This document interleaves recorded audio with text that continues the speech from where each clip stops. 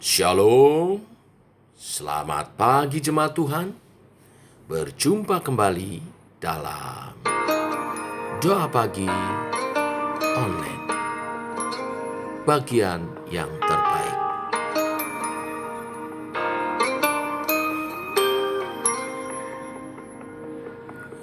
Ku ingin selalu dekat, mendengar suaramu Bapa, lebih dari segalanya. Ku ingin mengenalmu, rahasia hatimu, hanya itu rinduku. Memilihmu bagian yang terbaik, selamanya tak akan terganti. Harta yang paling berharga, hanya Kau Yesus selamanya.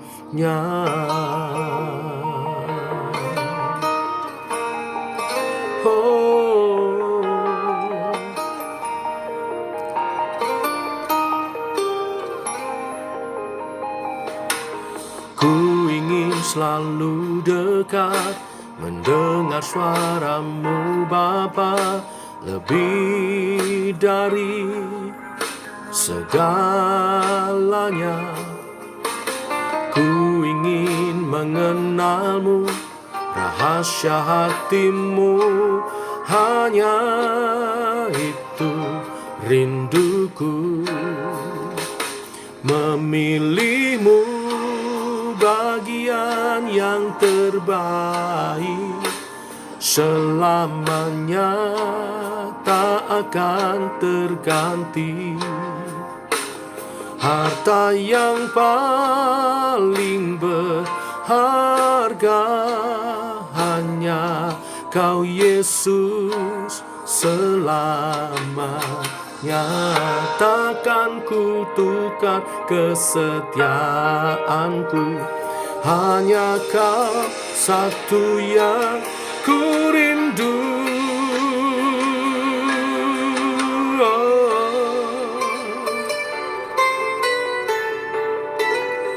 Selamanya tak akan terganti. Harta yang paling berharga, hanya Kau Yesus.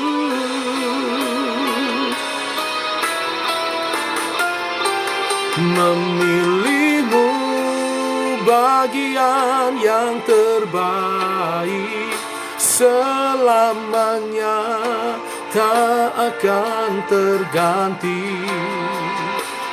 Harta yang paling berharga, hanya Kau Yesus selamanya.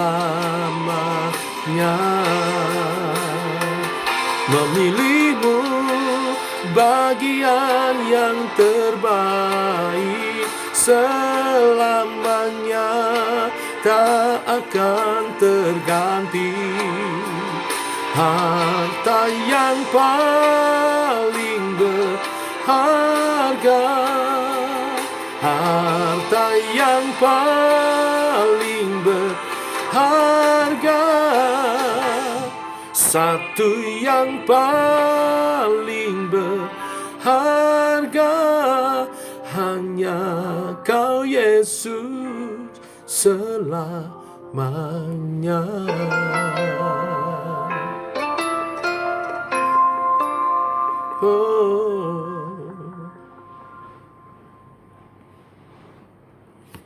Tiba waktunya kami merenungkan firman-Mu. Firman-Mu ialah suluh dan terang bagi jalan kami. Tuntunlah langkah kami seturut kebenaran-kebenaran firman-Mu, supaya kami berjalan dalam rencana-Mu Tuhan. Berfirmanlah, dalam nama Yesus kami siap mendengarnya. Amin. Bapak Ibu, kita lanjutkan renungan firman Tuhan pada pagi hari ini. 2 Samuel pasal 8 ayat 1 sampai dengan yang ke-18. Demikian firman Tuhan. Sesudah itu Daud memukul kalah orang Filistin dan menundukkan mereka. Lalu Daud mengambil kendali pemerintahan atas ibu kota dari tangan orang Filistin. Dan ia memukul kalah orang Moab. Lalu sambil menyuruh mereka berbaring di tanah, ia mengukur tempat mereka dengan tali. Diukurnya 2 kali panjang tali itu untuk mematikan, dan 1 tali penuh untuk membiarkan hidup. Maka orang Moab takluk kepada Daud dan harus mempersembahkan upeti. Selanjutnya Daud memukul kalah Hadadezer bin Rehob, Raja Soba, ketika ia pergi memulihkan kekuasaannya pada sungai Efrat. Daud menawan daripadanya 1.700 orang pasukan berkuda dan 20.000 orang pasukan berjalan kaki. Lalu Daud menyuruh memotong urat keting segala kuda kereta, tetapi dengan meninggalkan 100 ekor kuda kereta. Lalu orang Aram dari Damsyik datang menolong Hadadezer, Raja Soba, tetapi dari antara orang Aram itu Daud menewaskan 22.000 orang. Kemudian Daud menempatkan pasukan-pasukan pendudukan di daerah orang Aram dari Damsyik. Orang Aram itu takluk kepada Daud dan harus mempersembahkan upeti. Tuhan memberi kemenangan kepada Daud kemanapun ia pergi berperang. Sesudah itu Daud mengangkut perisai-perisai emas yang dipakai oleh anak buah Hadadezer, lalu membawanya ke Yerusalem. Dan dari Betah dan dari Rotai, yaitu kota-kotanya Hadadezer, Raja Daud mengangkut amat banyak tembaga. Ketika didengar tahu Raja Hamat bahwa Daud telah memukul kalah seluruh tentara Hadadezer, maka Tou mengutus Yoram, anaknya, kepada Raja Daud untuk menyampaikan salam dan mengucapkan selamat kepadanya, karena ia telah berperang melawan Hadadezer dan memukul dia kalah. Sebab Hadadezer sering memerangi Tou, dan Yoram membawa barang-barang perak, emas, dan tembaga. Juga barang-barang ini dikhususkan Raja Daud bagi Tuhan, bersama-sama perak dan emas yang berasal dari segala bangsa yang ditaklukkannya, yakni perak dan emas dari orang Aram, dari orang Moab, dari Bani Amon, dari orang Filistin, dari orang Amalek, dan dari jarahan yang dirampas dari Hadadezer bin Rehob, Raja Soba. Demikianlah Daud mendapat nama, dan ketika ia pulang, ia menewaskan 18.000 orang Edom di lembah Asin. Lalu ia menempatkan pasukan-pasukan pendudukan di Edom, di seluruh Edom, ditempatkannya pasukan-pasukan pendudukan, sehingga seluruh Edom diperbudak oleh Daud. Tuhan memberi kemenangan kepada Daud kemanapun ia pergi berperang. Demikianlah Daud telah memerintah atas seluruh Israel dan menegakkan keadilan dan kebenaran bagi seluruh bangsanya. Yoab anak Seruya menjadi panglima, Yosafat bin Ahilub menjadi bendara negara, Sadok bin Ahitub dan Ahimelek bin Abiatar menjadi imam, Seraya menjadi panitera negara, Benaya bin Yoyada menjadi panglima orang Kreti dan orang Pleti, dan anak-anak Daud menjadi imam. Bapak Ibu, setelah Daud memerintah sebagai raja atas seluruh Israel, Daud harus melakukan peperangan dengan bangsa-bangsa di sekelilingnya. Pada waktu itu, bila tidak berperang, akan diperangi. Maka Daud melakukan peperangan-peperangan itu. Peperangan melawan bangsa Soba, melawan bangsa Aram, Amalek, Amon, Moab, Edom, dan terutama melawan bangsa Filistin. Dalam peperangan itu, Raja Daud selalu menang. Hal ini semata-mata bukan karena kehebatan Daud atau keperkasaan tentaranya, melainkan karena Tuhanlah yang berperang melawan musuh-musuh Israel itu. Seperti dikatakan di ayat 14 bagian terakhir, Tuhan memberi kemenangan kepada Daud kemanapun ia pergi berperang. Hal ini dilakukan Tuhan karena Tuhan hendak menunjukkan bahwa dirinya lah yang melindungi umatnya. Pada pemerintahan Daudlah Israel menuju puncak kejayaannya, dihormati dan disegani oleh bangsa-bangsa. Semata-mata itu semua untuk kemuliaan nama Tuhan. Seperti Israel dipimpin oleh Daud, demikian juga gereja Tuhan seharusnya menjadi kesaksian kemuliaan Tuhan.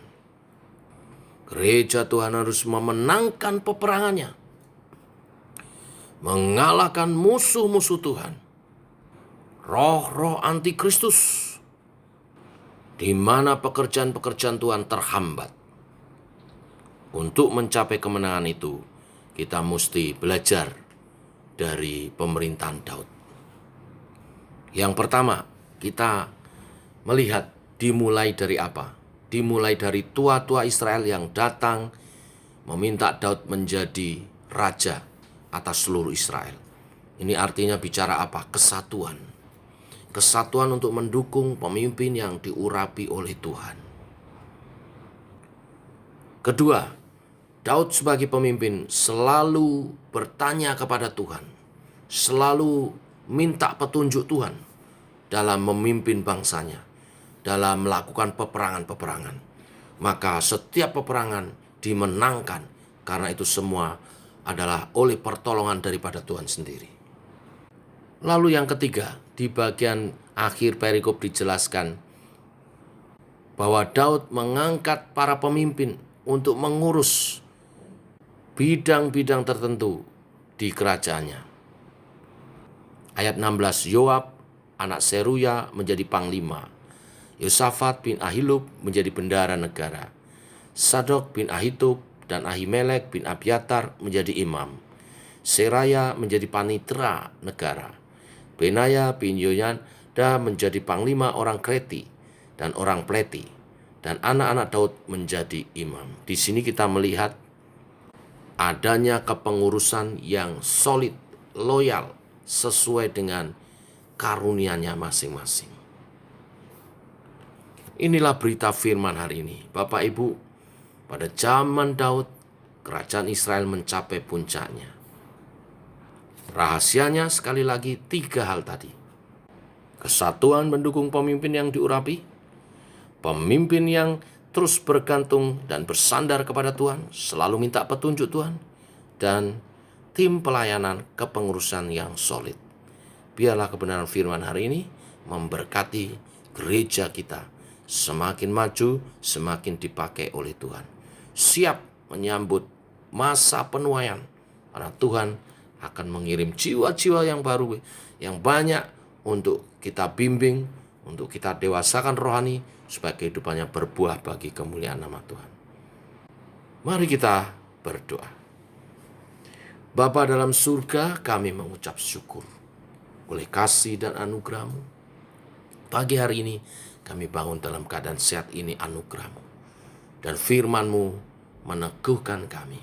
Engkau rindu gereja Tuhan dapat menjadi gereja kesaksian yang berdampak bagi lingkungannya. Gereja yang kokoh dan kuat, yang memenangkan peperangan-peperangannya melawan musuh-musuh Tuhan, yaitu yang menghambat pekerjaan Tuhan untuk diluaskan, yang menghambat pekerjaan Tuhan untuk dinyatakan, supaya di bumi seperti di surga. Tuhan, kami mau taat akan kebenaran firman-Mu.